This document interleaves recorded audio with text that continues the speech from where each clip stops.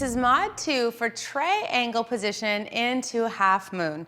Starting from mountain, so feet hip distance apart, toes forward, hands down by the hips. Bend the knees, step your right foot back 3 or 4 feet behind that front foot, turning that back foot open a little bit less than 90 degrees. Left knee is micro bend, arms come out shoulder height, thumbs face up towards the ceiling. Without letting that knee collapse inwards, so keep that knee open, start to reach your left arm forward, like someone's pulling your left hand forward. You're hugging your femur bone right underneath the crease of the hip. And then when there's no more range of motion, just reach your left hand down towards the floor. Probably comes onto the inside of that left shin, and then reach your right arm up towards the ceiling. Try not to hang out here. Gravity wants to pull you down towards the floor. Stay supported. Use your obliques, use your core to support the weight of the torso. Back of the neck is long, eyes forward.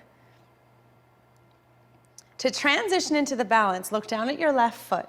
Bend into your left knee, heel toe your right foot a little bit closer, and then transition slowly. Long inhale, start to pick that right leg up off the floor, maybe getting it almost to hip height. Trying to open the shoulders the best you can.